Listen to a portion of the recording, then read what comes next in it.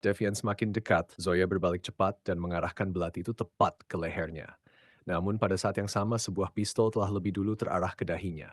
Henning. Wow, Devian berujar dingin. Mengesankan. Ia tidak menurunkan senjatanya. Kau bahkan membawa senjata di malam pertama kita? Nada suaranya merendah.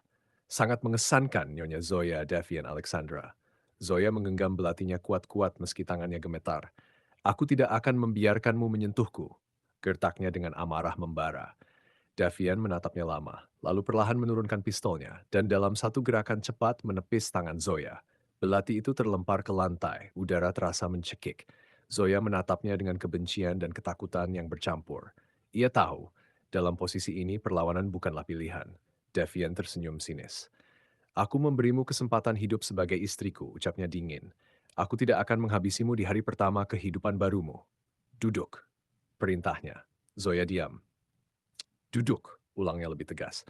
Dengan enggan, Zoya akhirnya duduk di tepi ranjang, menolak menatapnya. Aku tahu, Zoya, kata Davian. Pernikahan ini menguntungkanmu. Zoya mendongak. Apa maksudmu?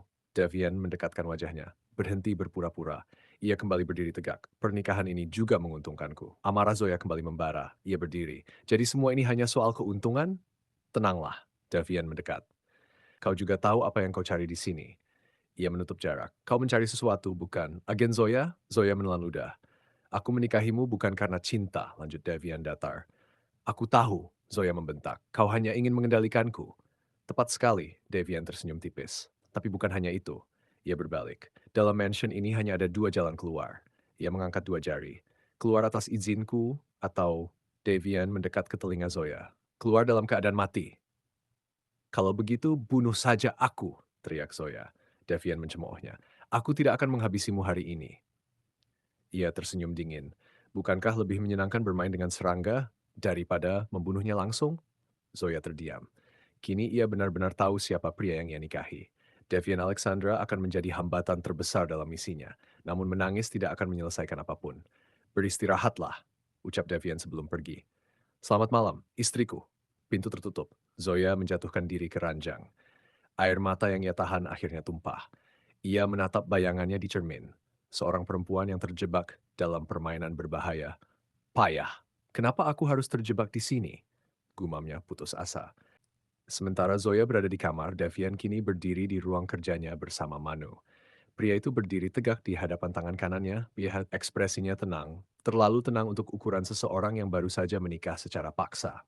Bos, Manu akhirnya membuka suara, nada bicaranya terdengar ragu. Aku tidak mengerti. Kenapa kau menikahi Zoya? Ia menghela napas pelan. Bukankah itu justru akan mempermudahnya mencari apapun yang ia incar? Devian tersenyum tipis. Mungkin, jawabnya santai. Jika aku membiarkannya. Ia berjalan menuju kursi kerjanya, lalu duduk dan menyilangkan kaki dengan gerakan santai. Aku punya rencana lain untuk gadis itu, lanjutnya. Lagi pula, aku masih harus tahu apa tujuan sebenarnya ia datang ke hidupku.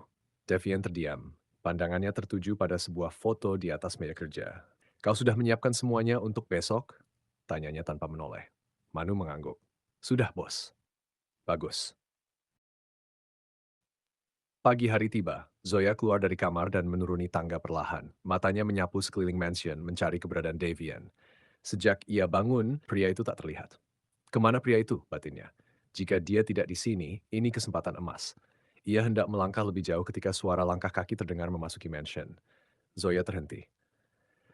Manu muncul bersama seorang gadis muda, mungkin awal 20-an, wajahnya cerah, gaya berpakaian feminin dan modern.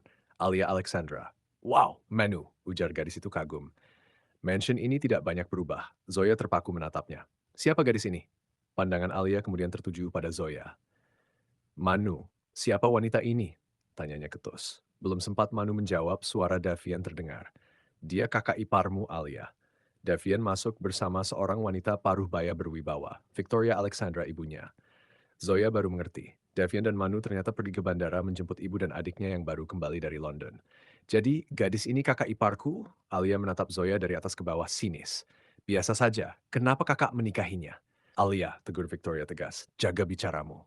Ah ibu, Alia mengeluh manja. Aku lelah, aku ke kamar dulu.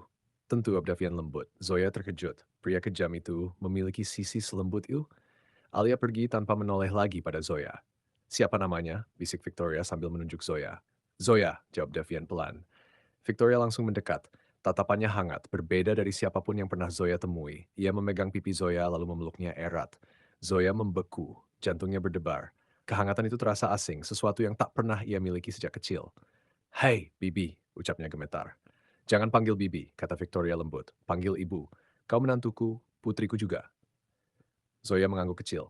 "Iya, Bu." Victoria tersenyum haru. "Ibu," ucap Davian sambil memegang bahu ibunya.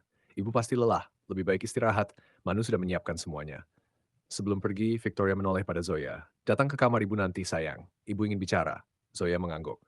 Begitu Victoria menghilang, Davian tiba-tiba mencengkeram lengan Zoya dan menariknya kasar. "Apa-apaan kau?" bentak Zoya.